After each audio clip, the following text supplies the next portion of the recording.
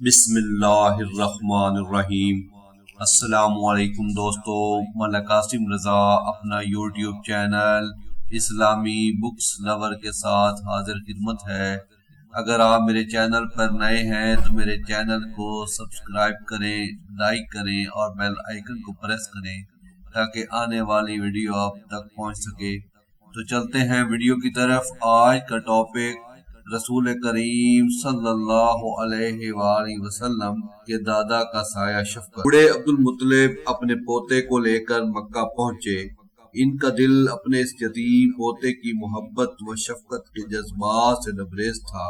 حضرت عبد المطلب آپ صلی اللہ علیہ وآلہ وسلم کو تنہا چھوڑنے کے لیے تیار نہ تھے، بلکہ آپ صلی اللہ علیہ وآلہ وسلم کو اپنی اولاد سے بھی بڑھ کر چاہنے لگے اور بڑوں کی طرح آپ صلی اللہ علیہ وآلہ وسلم کا احترام کرتے۔ حضرت آمنہ کی وفات کے بعد بطور خاص آپ ہی اپنے دادا کی توجہ اور محبت کا مرکز بن گئے اور ان کی اپنی اولاد ثانوی حیثیت اختیار کر گئی۔ وہ ہمیشہ آپ صلی اللہ علیہ وآلہ وسلم کو اپنے ساتھ رکھتے تھے۔ اگر آپ تھوڑی دیر کے لیے کہیں جاتے تو ان کی بے قراری اور پریشانی کی انتہا نہ رہتی۔ حضرت عبد المطلب کے لیے خانہ کعبہ کا سائے میں فرش بچھایا جاتا تھا۔ جب تک وہ خود وہاں آ کر بیٹھ نہیں جاتے تھے، ان کے بیٹوں میں سے کوئی اس فرش پر بیٹھنے کی ہمت نہیں کر سکتا تھا۔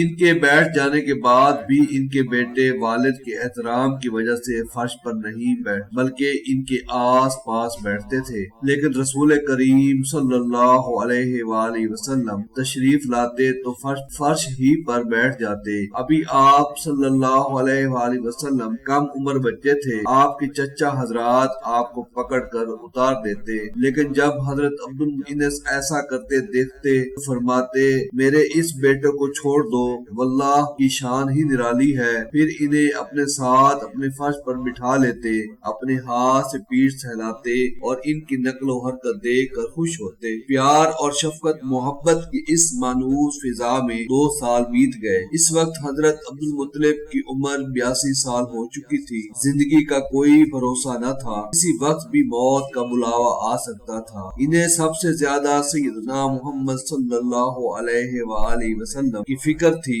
اس لیے انہیں ایک ایسے شخصیت کی ضرورت تھی جو صحیح معنوں میں ان کی ہم درد و غم و خسار اور دل و جان سے فدا ہو اور ہر حالت میں ان کی حفاظت کر سکے۔ حضرت ابو طالب چونکہ حضرت عبداللہ کے سکے بھائی اور آپ صلی اللہ علیہ وآلہ وسلم کے سکے چاچا تھے، لہذا عبد المطلب کو اس مقصد کے لیے حضرت ابو طالب سے زیادہ موزوں کوئی شخص نظر نہ آیا۔ انہوں نے سوچا ابو طالب ہی اپنے بھائی کی اس نشانی کو پوری جگر سوزی اور جرأت و ہمت کے ساتھ حفاظت کر سکتا ہے اور اسی تعلق کو نبھا سکتا ہے۔ چنانچہ حضرت ابو طالب کو بلایا اور وصیت کی صورت میں کچھ اشعار ارشاد فرمائے، جن کا مفہوم کچھ یوں ہے: میرے مرنے کے بعد اپنے بھتیجے کو احساس نہ ہونے دینا، اپنی اولاد سے بڑھ کر شفقت دینا، ہر آڑے وقت میں ان کے لیے شیشہ سپر ہو جانا، ہر میدان میں ان کی مدد کرنا۔ یہ وصیت کر کے وہ مطمئن ہو گئے جیسے ان کے دل کا بوجھ ہلکا ہو گیا ہو۔ آپ صلی اللہ علیہ وآلہ وسلم کی عمر ابھی 8 سال 2 مہینے 10 دن کی ہوئی تھی کہ دادا عبد المطلب کا سایہ شفقت بھی اٹھ گیا۔ عبد المطلب کا جنازہ اٹھا تو آپ بھی ساتھ تھے اور فرت محبت سے روتے جاتے تھے۔ حضرت عبد المطلب کا انتقال مکہ میں 82 برس کی عمر میں ہوا۔